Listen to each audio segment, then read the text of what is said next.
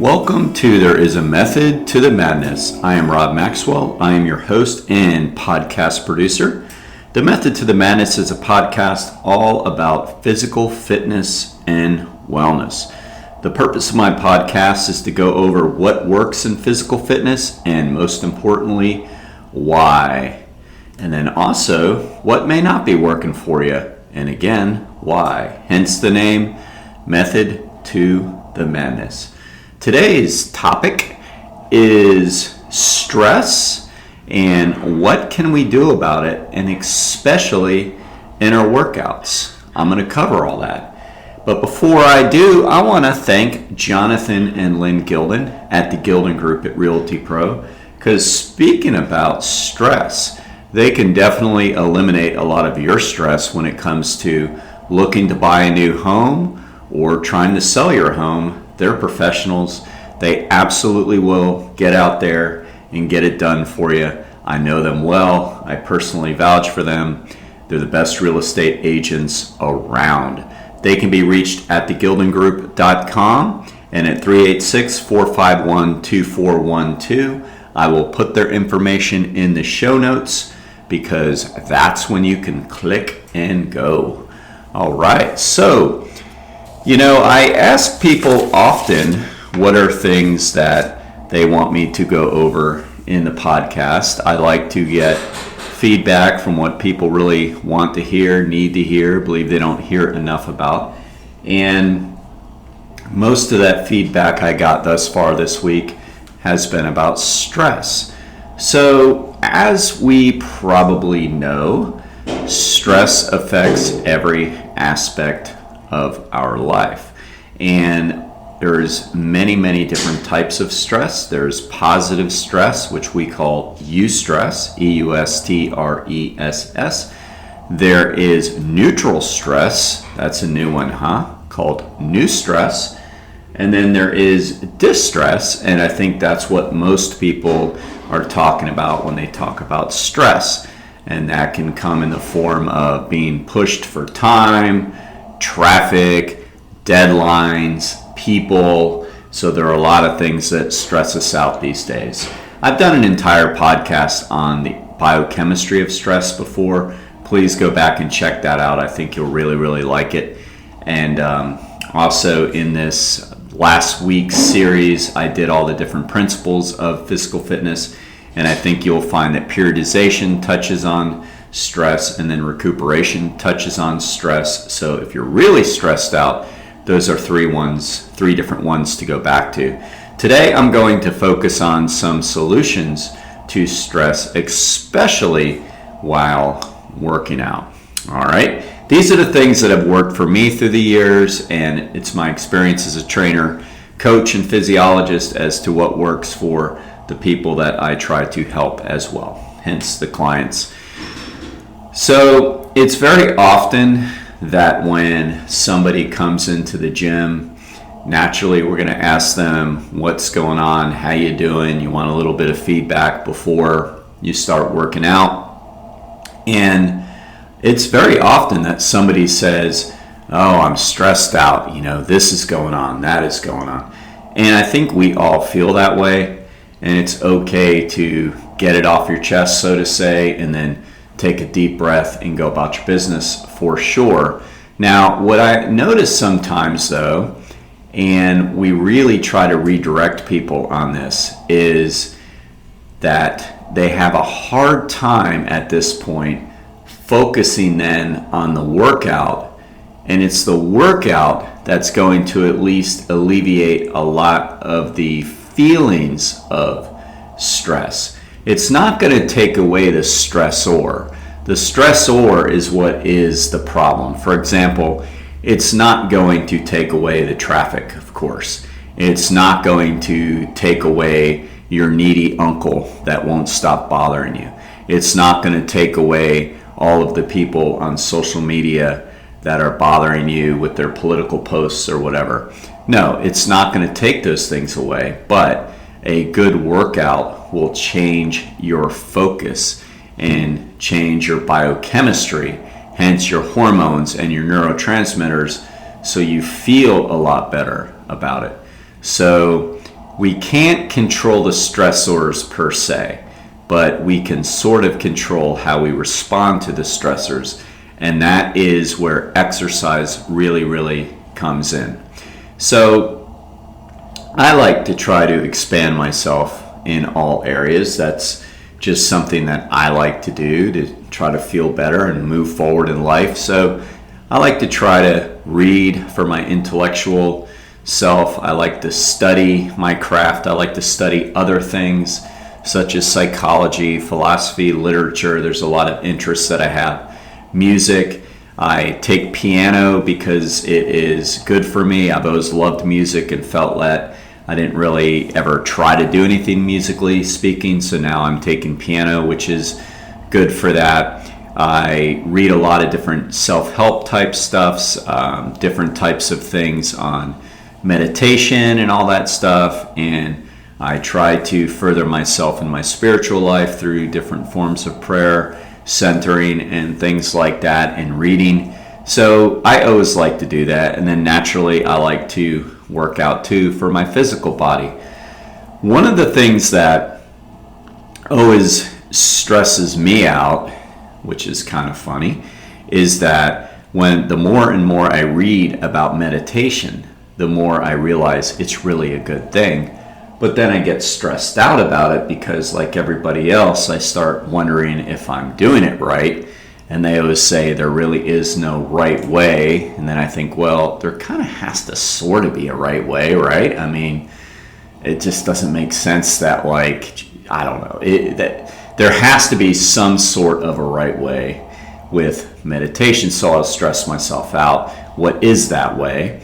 And then I'll start, stressing myself out. Well, where am I going to find the time or take the time to sit down for at least 10 minutes? And most meditation teachers say that it should be longer than that, so that's an increased stress, okay? So I'm not trying to stress you out. What I'm trying to do is teach you something that I learned through going through probably the same experiences as you.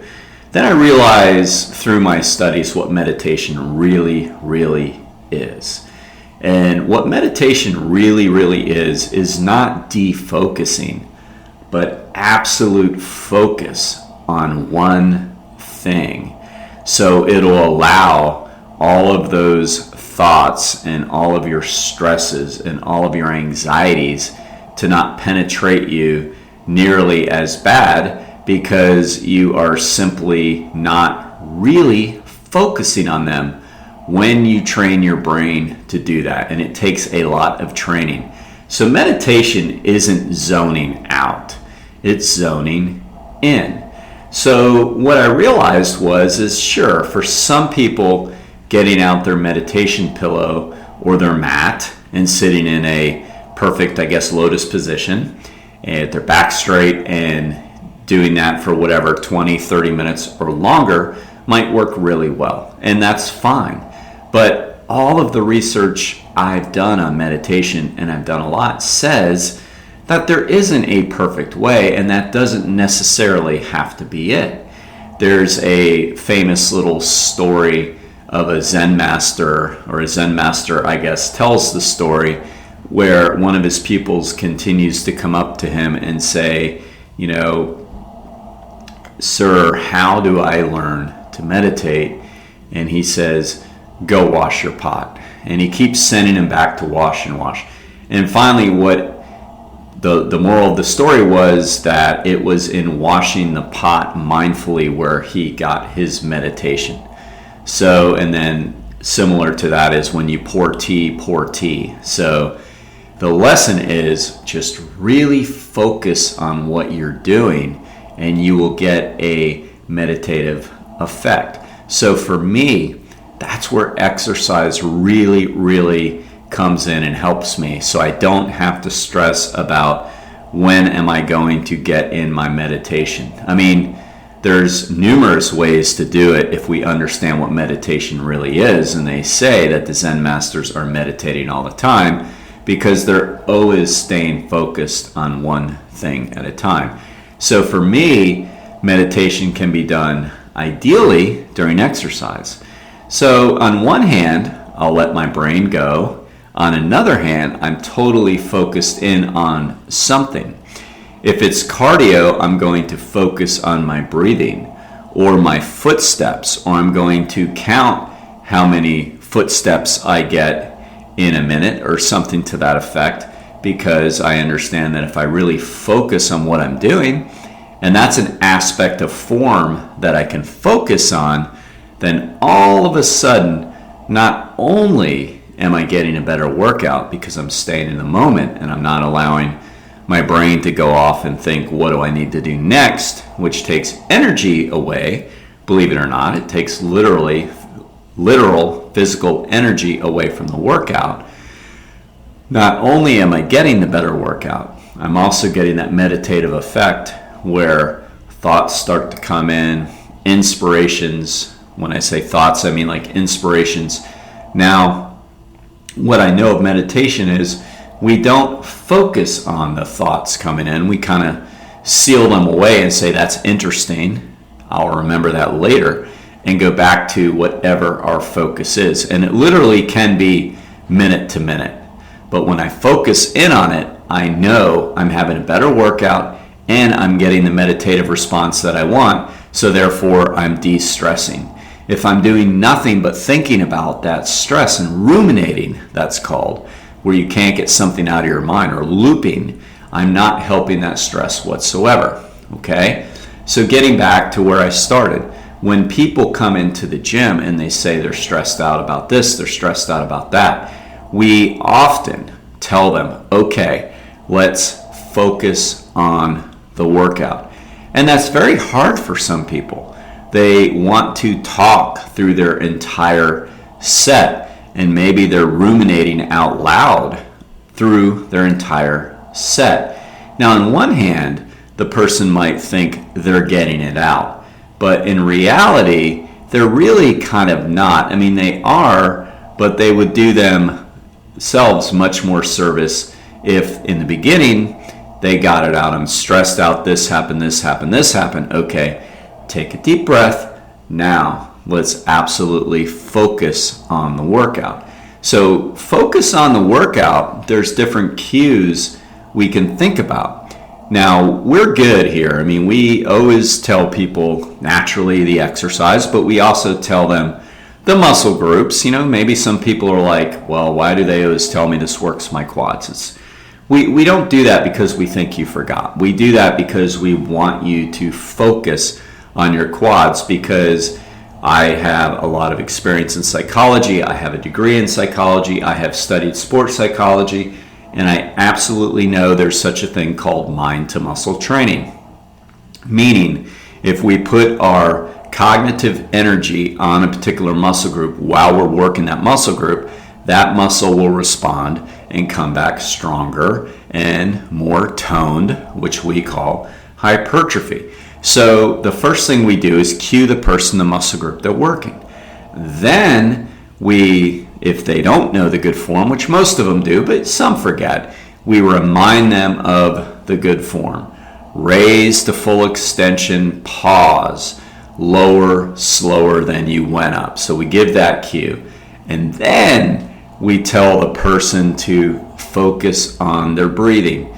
In through the nose on the eccentric, out through the mouth on the concentric or positive. All right.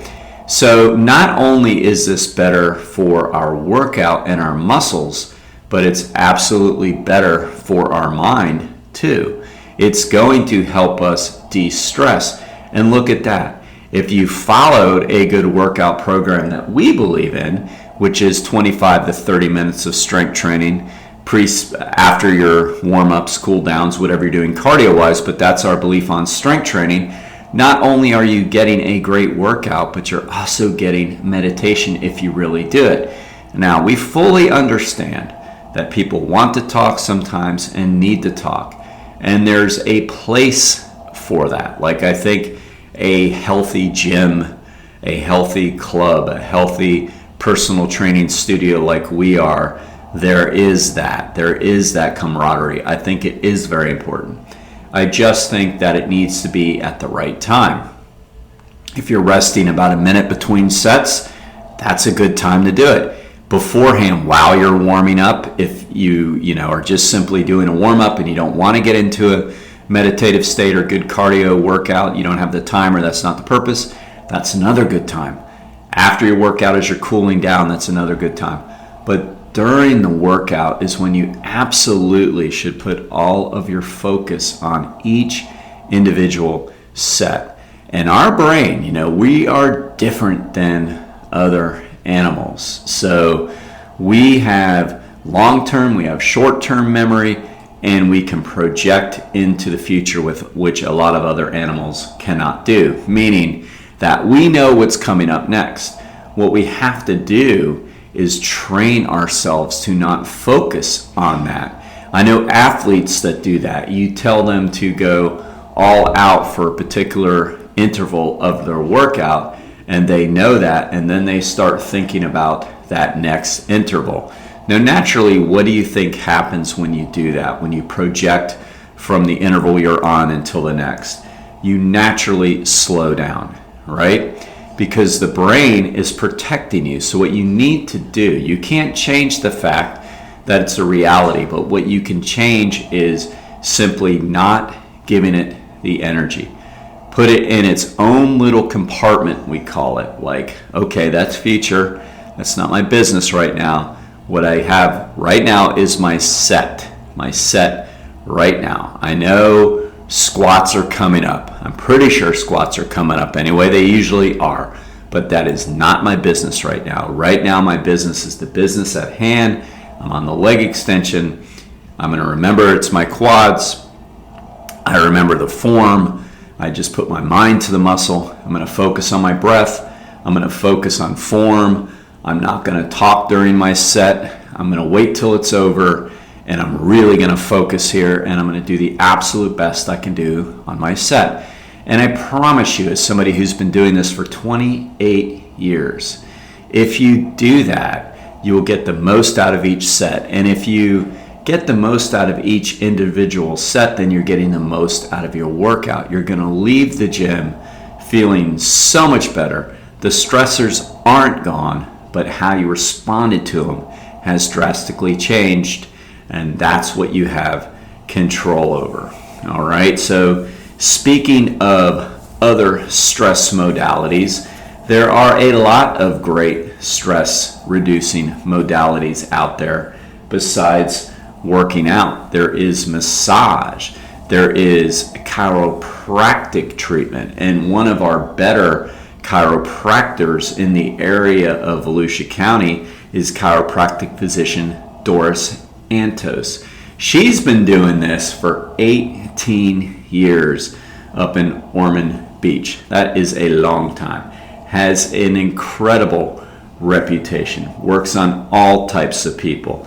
Does decompression, typical back adjustments, and gets to know you. She has a 5-star rating on all of her health grades and absolutely can vouch for her. I want you to check her out too, okay? Because that's another way we can drastically help with our stress. She can be reached at DaytonaBackPain.com and at 386-258-9800, and I will put her information in the show notes as well. Until next time, be Max Fit and be Max Well.